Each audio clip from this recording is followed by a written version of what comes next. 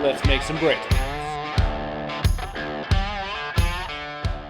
What's up, Brite Nation? What's going on, guys? So we are back in the shop, obviously, and the bouncer is what we're gonna get to next. Yeah, we're gonna finish the bouncer. But I actually will not be in this video that much, probably because I need to go meal prep for the day. We got stuff to do, so I'm gonna get on the bouncer and Becca's gonna go meal prep.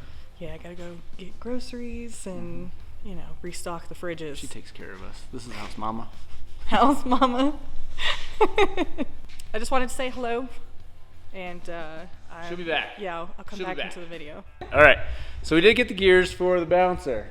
I'm gonna put the gears together. I know you've watched us do it a million times, so I'm not gonna go into depth about it, but I'm gonna get the gears finally put in the front of that, and then we'll get the front end put back together. And then we gotta do brake tabs, brake brackets on the back, and then we can be almost done with the bouncer.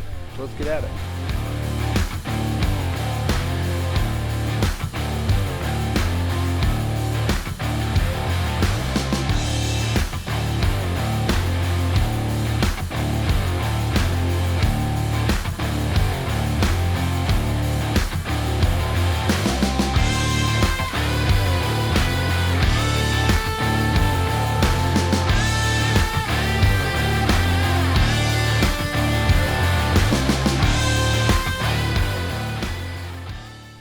First time, look at that. You see that guy? Look at that pattern. I will take that any day. So that looks great. So we're gonna run with it. I'll throw some axles in it. We'll throw a front cover on there. I do need to put a pinion seal in it.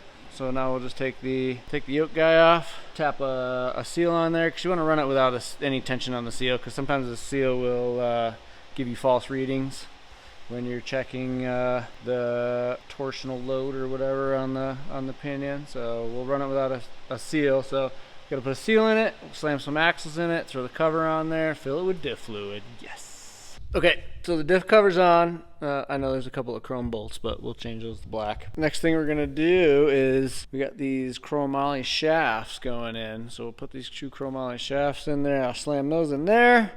And then I'm going to clean these out. I have new bearings coming for these. I need to pop these rotors. I gotta pop these old rotors off and pop these new rotors on, and then clean these up and get these ready to go on the new hubs that are going on. But I need the two small little needle bearings that go inside, which we'll pick up first thing in the morning. So we'll be able to pop those guys on.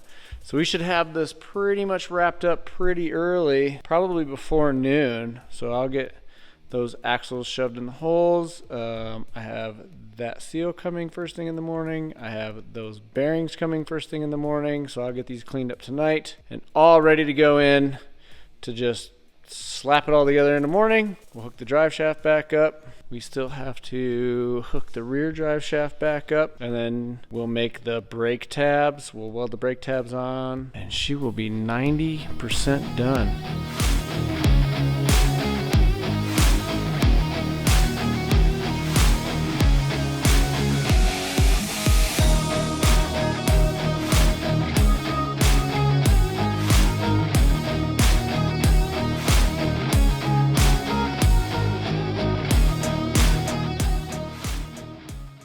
Alright, so while Chris is getting the hub dubs finished up, I am going to be over here working on these brake caliber brackets, since the other ones, as you guys know, didn't fit. And then once I get those done, I will get them welded onto the axle, and then we can go ahead and assemble the brakes. What else do we have to do, Chris? We have to do brake lines, and then get the shoes back on. Get the shoes back on. Get this thing out of here. Yeah.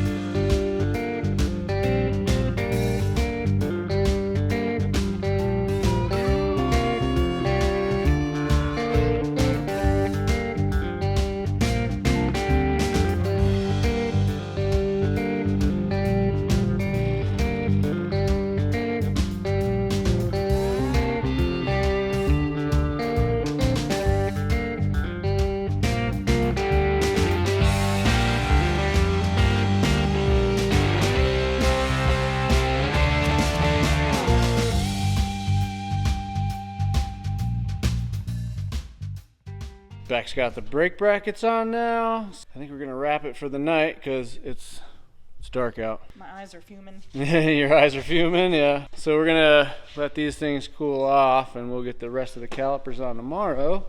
Meanwhile, I got the fronts all done. So the fronts are all dialed in. I have to put the steering on, but I have to, I don't remember. It doesn't go on yet because then we really can't turn. So I'm gonna run some brake lines in the morning, but we are completely on. Yes, I know this top ball joint is not on because I'm waiting for my cool socket that I totally thought I had so that I can adjust the adjusters on top. So I'm still waiting on those, but we are completely back together and fully functioning. Oh, it's locked. They do spin, I promise. What's up, Lite Nation? This is gonna be my Rover V8 build. So this is gonna be like in my own time. As you all remember, I tore it all apart and I had a block from an '03 Land Rover Discovery. I tore it all apart. I had pinned the sleeves before I had even joined Brite. And I had brought this motor with me up here and it has been sitting ever since. It's been about 1.5 years before I've started it. But it's about that time. I have to get this thing built because I just have to, because Phoebes needs a new motor. I have a transmission. I'm going to rebuild the T-case that is in it because the '04 is different than all of the other years. It has a central diff lock, if you do remember. I do have some goodies for that, but let's do a real quick recap of the motor itself. So this is a Rover V8. It is a 4.6 liter. And if you recall, I have completely torn this thing apart. I did some modifications in the valley here. I have removed some of the slag that was in here. I smoothed all this out so the oil drainage is much better. I did also take out all the cam bearings. If you look in the journals, all the cam bearings are gone. I have rehoned all of the cylinders and it has been sitting in a bag. If you remember, I had pinned all of the sleeves. So I had drilled holes through the block and the bottom of the sleeves and tapped them and then ran a bolt through the bottom of the sleeve. And what that does is essentially, you can see the bolt hole right there. It's below the ringland, so it'll never come in contact with the piston or anything like that or be interference of any sort. And all it does is it keeps the steel sleeve from moving or becoming loose. And what they do is they fall. They essentially fall, and then you have a blown head gasket. Land Rovers were notorious for that in the 4.6. This is a good block, like none of these sleeves move, so they are already pinned.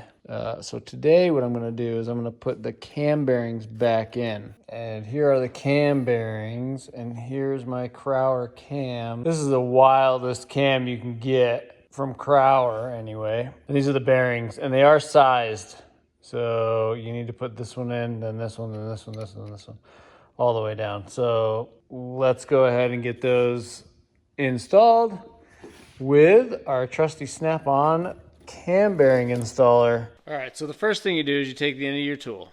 You find the smallest sleeve that your smallest bearing fits on and install it on the tool. It is very important that you get this hole lined up with the oil journal that is in the cam.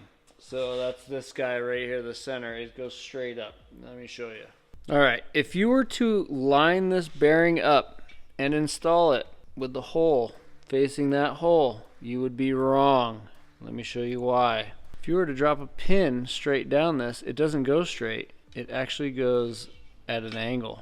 It comes out up here. So you have to make sure that when you put that bearing in, that you put that hole oriented to this side where the hole is. I don't know, let me see if I can get it better. You can see this hole is on the side. So that hole goes from here straight down the side and out the side. So you got to get that hole over here. If you put it up at the top, you'll have no oil pressure to the cam, and that's what will kill the cam. So you got to make sure you get that hole lined up with this sleeve.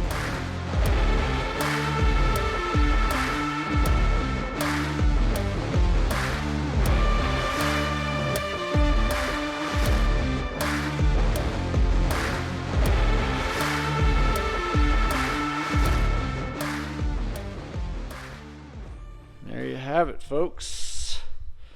The cam journals are in. The cam bearings are in. Like I said, the holes are way over here on this side. because this hole is not drilled straight. They come in a taper. I don't know why they do that, but apparently this is not the only block that does. Cam bearings are in. What are we going to do next? I know we have to size the pistons before we can put the pistons in, and we'll get the crank bearings in, and then we'll drop the crank in, and then we can drop the pistons in. We're going to save that for another night. This is all I got for tonight. But in a couple of days, maybe tomorrow, I don't know. Like I said, this video is going to be as it comes until I have it complete. So a couple of nights here and there, we should have it put back together. So you want the bad news? 'Cause that's all the news I got. You didn't get caps? No, they didn't have them. Part store didn't have. How do they not have caps? They didn't have caps. No cap. No cap. All right. Well, that poses a problem. But well, they're ordered, and I can pick them up tomorrow. Oh, well, that's better. They were literally at every other Napa. Well, anyway, now I guess we'll get parts to finish the drive shafts tomorrow. Sorry, guys, it's not gonna be done today. But everything else is, except for the brakes, which we are working on right now. So, we got some brake line. I got some soft brake lines. I got a bunch of fittings. We're gonna get these. I gotta make a couple of short pieces of that. 2 pieces down the axle for that. A couple of jump overs. I'm gonna need a couple of these T's, and we'll get everything set up, and then we get the brakes done. So the first thing we're gonna work on is the front brakes, and I do know that this little guy right here, this is the front brakes. It used to be hard lined directly from there down this front arm. Hard lined. So there's a hard U-turn here. That isn't Flexi Boy at all. So what we're gonna do, so I have a hard line that'll plug into it, and it'll go around to another eyelet, and then from there, it'll soft line jump to this arm. So I'll put all this in here, probably the inside here, and then the soft line will have some wiggle room to go down this arm. And then I will go hard line again from here all the way down the arm, and then do another soft line off the arm to a T, and then I'll T the brakes with a hard line. So let's show you guys what that's gonna look like. All right, I got this line screwed in up here. I think I'm gonna run it outside of the frame, just to this upper arm. It's not gonna be in the way of any tires or anything, and the only reason I wanna do that is because this is the exhaust. I don't wanna run this soft line anywhere near this exhaust just for longevity. So I don't think this is going to be an issue. I'm going to rubber this up and then zip tie it up. I do know that this might come apart in the next couple of months and get upgraded again, but for now we're going to go play and hash out a couple of other things. So I'm just going to zip tie this guy up, but I will use hose clamps down here. We're going to use hose clamps and clamp this union to this bar, and then we'll hose clamp it at the other end. And the reason we hose clamp it and not put a physical mount here is because if we ever need to adjust these, you don't want that mount here, because then you have to spin the mount around, and if the mount's down here, now your brake line's underneath this link. So we're gonna use hose clamps, and the hose clamps are very positive, so we'll put a piece of like rubber vacuum tube over the hard line and then use a hose clamp to hold them on. So next I'm gonna get this line built and then jump to the T.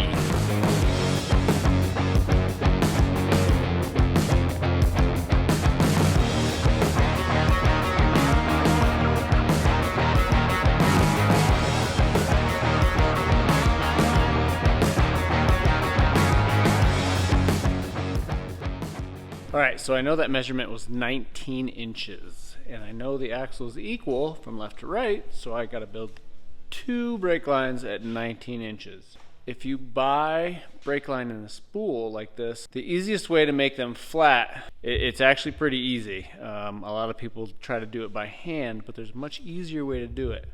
Let me show you. You take the end, you stand on it, and then you just roll it out on the floor, pushing down. Now you can just work it a little bit without any kinks. And that's it. That's how you make it straight. All right, so I need a double flare on both sides, but one side is gonna get a -3 line. So this is the ferrule that goes in it. You still have to double flare the brake line, and then this goes inside, and then this will go to a -3, which would be the T. So this goes on the T side, and then just a regular 3/8/24 brake line nut on the other end.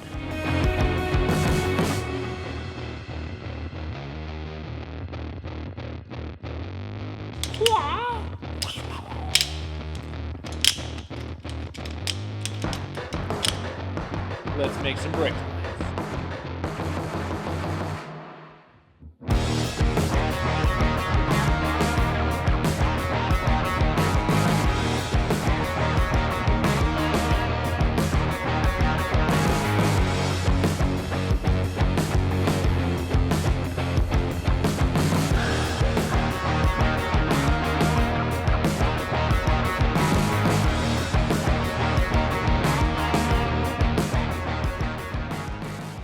Ta-da! And there you have it. So we just cut these little guys off.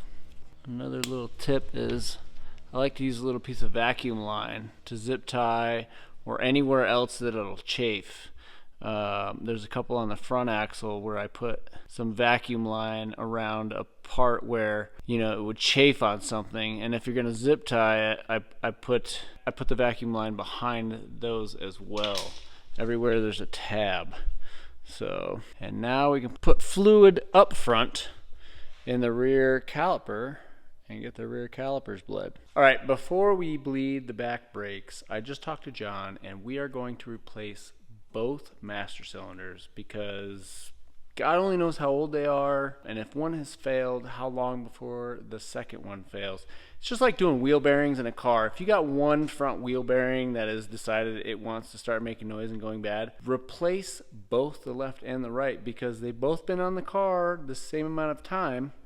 So if you're having a problem with one, you might as well replace both. Like, you know, if you got one ball joint bad, you might as well do both, not just one, because the other one's been there just as long. So we are going to order up some 1-inch master cylinders from Willwood, and we'll get both of these guys replaced. But on a side note, I did get in here and I got this guy moving pretty freely. So we got her unstuck.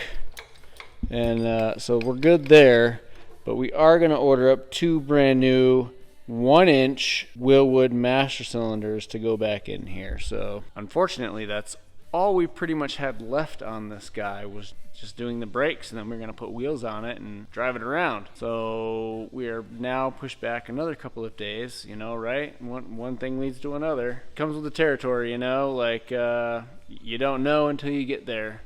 We didn't know the Master was bad until we get new brakes on it, and then now the Master's bad. All right, today's the day. Beck's throwing some air in these tires, and we'll finally get this thing on the ground. Pretty excited. Man, it looks so good. We just got a couple things we got to take care of. We got to do the master cylinder still whenever they get here, but it is on the ground. So we'll get it running tomorrow probably. The only one thing left I have to do is hook those 2 lines back up. So we'll do that tomorrow and get all that bled out. But right now, I'm going to do a little bit of metal work because if you remember, this is Brittany's. This is off of her side chick, and side chick has been on her side, so we're gonna take care of that by making a new one. So I already got this one taped out. I got all the Zeus holes marked out, so we're gonna drill those out, and then I'm just gonna cut this guy out because something new might be coming to the side chick, but I'll let Brittany tell you that. But right now I just gotta make some new panels for it.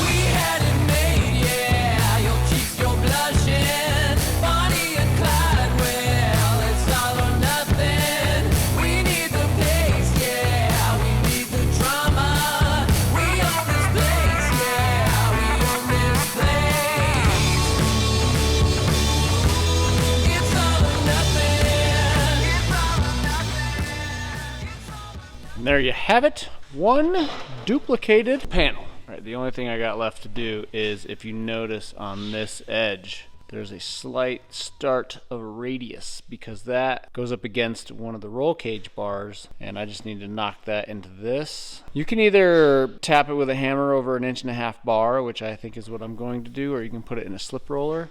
So both edges have this little radius on it, and that's just because they sit right up against one of the roll cage bars. So I'm probably just going to get out a piece of 1.5-inch tubing and just tap this with a plastic hammer and just just radius the corner over. Look what the UPS guy just dropped off. Woo! Let's get these installed in the bouncer so we can get this thing done.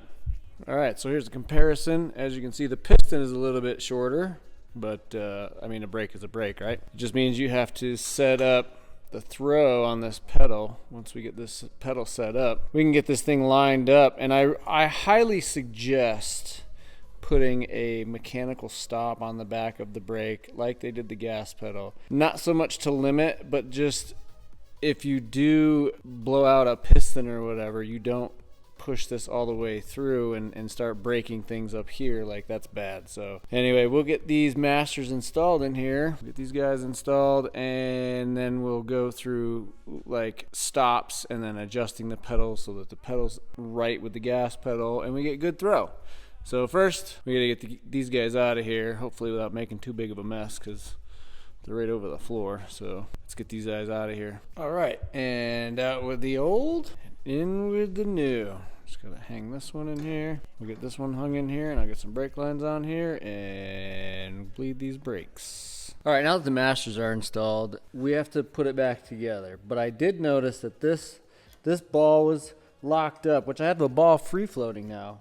But this ball is supposed to slide back and forth inside this pedal, and it doesn't. So we're gonna have to knock this thing out of here, clean all this up, and get it so that it slides freely in here, and I'll show you what the purpose of that is. But first we gotta get this thing out of here. So I'll probably just run a little bit of like green Scotch Brite in here. I don't want to make it too aggressive. I just want to clean it up and clean the rust out of there and clean this bearing up. This bearing's running pretty good. I just need it to slide in there, and I'll show you why. All right, so we got the bearing all cleaned up. Works really well. It doesn't bind. It doesn't feel gritty or anything. It works pretty good. So what we're going to do is put a little bit of grease in this, and we're going to put it back in the pedal. So now that it moves freely. And essentially what this does is as you turn this shaft, it'll pull the ball to the outside or push the ball to the inside. And essentially what that does is gives you more pedal pressure on either the front or the rear. This is your proportioning valve, minute control proportioning valve. So if you push it all the way over here, when you hit the brakes, this master has all the force because of the leverage. And if you push it all the way over here, that one has more force than this one. So that one will lock up before this one does. Same vice versa. If you push it over here, this one will lock up before that one does. If you push the pedal all the way down, it will lock up both brakes, both front and rear. But if you have too much front brake, you can move this over, keep going until you have just the right amount. If for some reason you don't have enough front brake, even when it's all the way over here, you have to go to a smaller master cylinder. A smaller cylinder will give you more line pressure. Everybody gets that confused and they want to go to a bigger master. But a smaller master will give you more pressure. A larger master will give you more volume. If you can't get the front to lock up, you want to go down one size in your master cylinder. You want to go from like a 1 inch to like a 15/16 or all the way down to a 7/8. You don't want to go up, you want to go down. Down gives you more pressure. All right, so now that we have it basically installed, as you turn the adjusters, this one will go out, which will essentially move the pedal out a little bit. But you want to do them both at roughly the same distance so that you have a good amount. So I'll have to go back out with this one a little bit. But you see how far it moved the pedal out? Which is probably pretty good because I know that this brake is not going to go as far as the gas. Actually, it'll go farther than the gas pedal is what I was going to say. So it's probably a good setup. If you need to move this pedal out farther, you can move this out, but I would suggest doing both of these jams, both of these shafts, you move both of these rods out at the same distance so that you don't overdo one or the other. And then, like I said, as you're on the trail or when you need to adjust the brakes, you can twist this, which essentially takes that ball and moves that ball this way or that way, which gives you more front or more rear brake. Again, we'll have to test all that when we get it outside, but I'm going to lock this thing down right about here. We'll get some fluid in these reservoirs here and we'll bleed these brakes.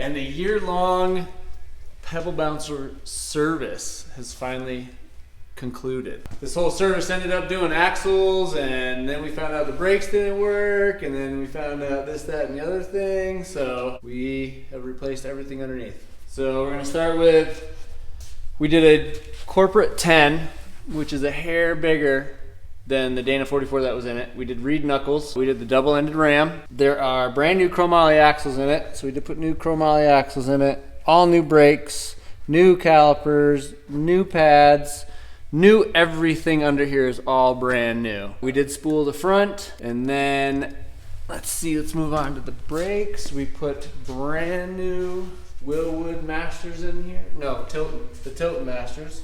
So we put 2 brand new Tilton Masters in it because we found out that one wasn't even working. The piston must have been blown out because we had no front brakes. So we went ahead and upgraded both of them. So they're both brand new. This is a semi-float 14 bolt out of like a 3/4 ton early Chevy. We did put Dodge rotors on it, Chevy front calipers, and we bought these brackets and welded them onto the rear axle so that we got the brakes done in the rear. So that's Chevy, Dodge on a Chevy axle. We redid all the brakes back here. We also spooled this, so this is spooled front and rear, and it's in much better condition than it was when it got here. So now John can really go beat it up. I also worked on the rear drive shaft a little bit. Oh, yep. Just fixed some welds on there, and Beck made that drive line.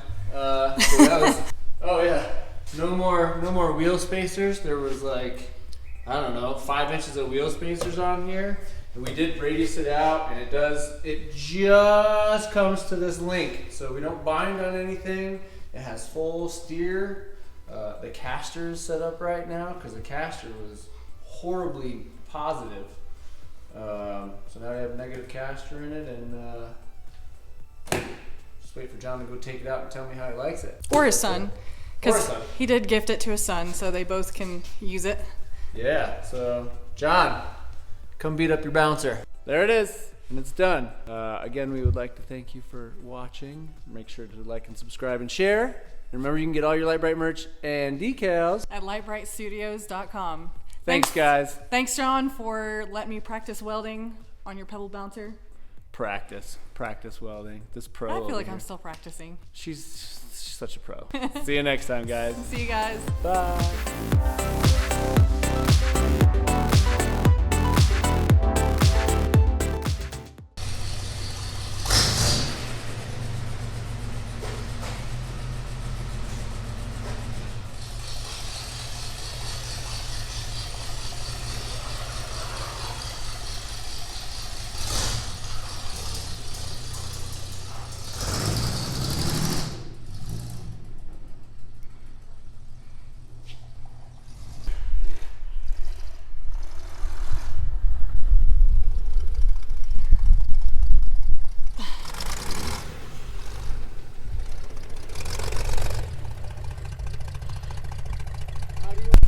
So cold. I'm back in the shop. It is so freaking cold.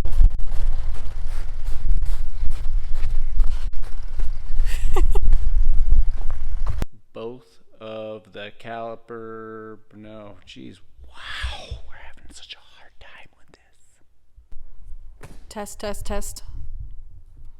Chris says testicles. I do have testicles.